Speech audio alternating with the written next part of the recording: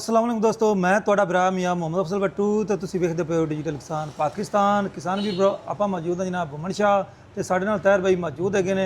ਕਮ ਬਿਜਲੀ ਇਸਤੇਮਾਲ ਕਰਨ ਵਾਲੇ ਪੰਪ ਹੈਗੇ ਨੇ ਉਹਨਾਂ ਕੋਲ ਮਜ਼ੀਦ ਮਾਲੂਮਾਤ ਲੈਣੇ ਤੇ ਆਓ ਚਲੀਏ ਗੱਲ ਕਰੀਏ।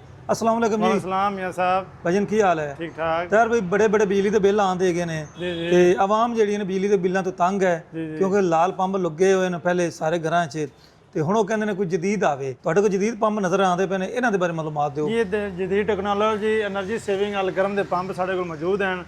ਇਹ ਲੈਂਦੇ ਨੇ 4 ਤੋਂ 5 ਐਂਪੀਅਰ ਬਿਜਲੀ। ਜਿਹੜੇ ਲਾਲ ਪੰਪ ਹਨ ਉਹ 8 ਤੋਂ 10 ਐਂਪੀਅਰ ਲੈਂਦੇ ਨੇ। घंटा डेढ़ घंटा 2 घंटा टैंकी नहीं भरिंदी। ये 1 मिनट च 70 लीटर पानी दे देंदी। 5 ਤੋਂ 7 मिनट ਦੇ टैंकी भर देंदी।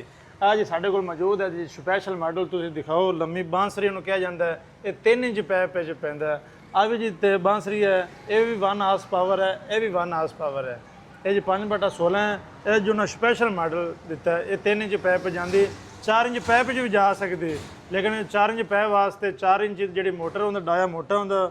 ਮੇਰਾ ਮਸ਼ਵਰਾ ਹੈ ਕਿਸਾਨਾਂ ਵੀਰਾਂ ਵਾਸਤੇ ਉਹ 4 ਇੰਚ ਦਾ ਜਿਹੜਾ ਡਾਇਆ ਮੋਟਾ ਹੈ ਉਹ ਲਗਵਾਉਣ। ਤਾਹਿਰ ਭਾਈ ਇਹ ਮੈਨੂੰ ਦੱਸੋ ਵੀ ਕਿਤਨੀ ਗਹਿਰਾਈ ਤੋਂ ਪਾਣੀ ਚੁੱਕਣ ਦੀ ਸਖਤ ਹੈ ਇਹਦੇ ਵਿੱਚ? ਇਹ ਜੀ ਬੋਰ 500 ਫੁੱਟ ਵੀ ਹੋਵੇ ਤਾਂ ਵੀ ਚੱਕੇਗਾ, ਲੇਕਿਨ ਜਿਹੜੀ ਗਹਿਰਾਈ ਹੈ ਇਹ ਅਸੀਂ 200 ਫੁੱਟ ਤੇ ਗਹਿਰਾਈ ਤੇ ਠਾਲ ਤੇ ਵੇਖਿਆ ਤਾਂ ਵੀ ਮਾਸ਼ਾਅੱਲਾ ਅਲਕਰਮ ਦਾ ਪਾਣੀ ਬਹੁਤ ਅੱਛਾ ਥਰੋ ਨਾਲ ਪਾਣੀ ਨਾਲ ਜ਼ਿਆਦਾ ਆ ਰਿਹਾ ਹੈ। ਇੱਥੇ ਵਾਟਰ ਲੈਵਲ 80 ਤੋਂ 85 90 ਫੁੱਟ ਤੇ, ਅਸੀਂ ਡੁੱਬਣੇ 115 ਤੇ 20 ਫੁੱਟ ਤੇ। ਫਿਲਹਾਲ ਪਾਣੀ ਦੇ ਵਿੱਚ 25 ਫੁੱਟ ਡੁੱਬਣਾ ਜ਼ਰੂਰੀ ਹੈ।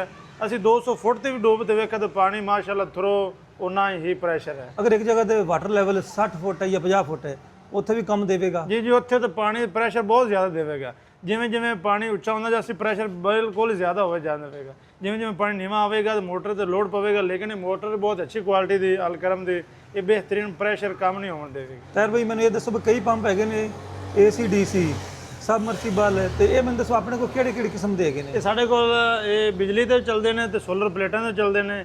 ਇਹ 4 ਸੋਲਰ ਪਲੇਟਾਂ ਹੋਣ ਤੇ ਇਹ ਬਿਹਤਰੀਨ ਚੱਲੇਗਾ। ਇਹ 220 ਵਾਟ ਬਿਜਲੀ ਤੇ ਵੀ ਚੱਲਦਾ, ਪਲੇਟਾਂ ਤੇ ਵੀ ਚੱਲਦਾ, ਸੋਲਰ ਤੇ ਵੀ ਚੱਲਦਾ। ਜ਼ਬਰਦਸਤ ਹੋ ਗਿਆ ਹੈ।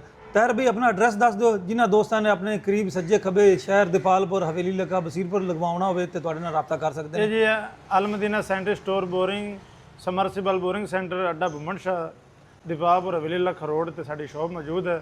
ਸਕਰੀਨ ਤੇ ਨੰਬਰ ਹੈ, ਲੇਕਿਨ ਨੰਬਰ ਉਹਨਾਂ ਵਾਸਤੇ ਹੈ ਜਿਹੜੇ ਸਾਡੇ ਸੱਜੇ ਖੱਬੇ ਨੇ ਉਹ ਰਾਬਤਾ ਕਰ ਸਕਦੇ। ਮਤਲਬ ਵੀ ਆਪਣੀ ਤਹਿਸੀਲ ਦੀਪਾਲਪੁਰ ਵਿੱਚ ਹੈਗੇ ਨੇ? ਦੀਪਾਲਪੁਰ ਵਿੱਚ ਉਹ ਅਸੀਂ ਹਾਜ਼ਰ ਹਾਂ, ਲੇਕਿਨ ਬਾਹਰ ਆਫ ਜ਼ਿਲ੍ਹਾ ਨਹੀਂ ਅਸੀਂ ਜਾ ਸਕਦੇ। ਮਤਲਬ ਵੀ ਆਪਾਂ ਸਿੰਧ ਨਹੀਂ ਜਾ ਸਕਦੇ, ਬਲੋਚਿਸਤਾਨ ਨਹੀਂ ਜਾ ਸਕਦੇ, ਕਿਉਂਕਿ ਕਈ ਦੋਸਤ ਉੱਥੋਂ ਵੀ ਕਾਲ ਕਰਦੇ ਨੇ। ਜਿਹੜਾ ਜ਼ਿਲ੍ਹਾ ਸਾਡਾ ਆਊਟ ਆਫ ਜ਼ਿਲ੍ਹਾ ਨਹੀਂ ਅਸੀਂ ਜਾ ਸਕਦੇ, ਸਾਡੀ ਸਰਵਿਸ ਨਹੀਂ ਜਾ ਸਕਦੀ। ਅਲਕਰਮ ਦੇ ਡੀਲਰ ਹਰ ਸ਼ਹਿਰ 'ਚ ਮੌਜੂਦ ਹਨ, ਤੁਸੀਂ ਇਹ ਡੀਲਰ ਨਾਲ ਰਾਬਤਾ ਕਰੋ। ਮਤਲਬ ਅਲਕਰਮ ਕੰਪਨੀ ਦੇ ਪੂਰੇ ਪਾਕਿਸਤਾਨ ਦੇ ਡੀਲਰ ਮੌਜੂਦ ਹੈਗੇ ਨੇ ਤੇ ਉੱਥੇ ਹੀ ਪਤਾ ਕਰ ਲਓ ਦਾਇਂ ਬਾਇਂ ਜਿੱਥੇ ਮਤਲਬ ਇਹ ਪੰਪ ਵਗੈਰਾ ਲੱਭ ਜਾਂਦੇ ਨੇ ਉੱਥੇ ਡੀਲਰ ਮੌਜੂਦ ਹੋਣਗੇ, ਉਹਨਾਂ ਕੋਲ ਹੀ ਲਗਵਾ ਸਕਦੇ ਨੇ। ਬਹੁਤ ਮਿਹਰਬਾਨੀ ਮੀਆਂ ਸਾਹਿਬ, ਜਿੰਦੇ ਵਸਤੇ ਰਹੋ। ਤਾਂ ਹੁਣ ਮੈਨੂੰ ਦਿਓ ਇਜਾਜ਼ਤ। ਤੁਹਾਡਾ ਭਰਾ ਮੀਆਂ ਮੁਹੰਮਦ ਅਫਜ਼ਲ ਬੱਟੂ। ਅੱਲਾਹ ਹਾਫਿਜ਼। ਪਾਕਿਸਤਾਨ ਜ਼ਿੰਦਾਬਾਦ।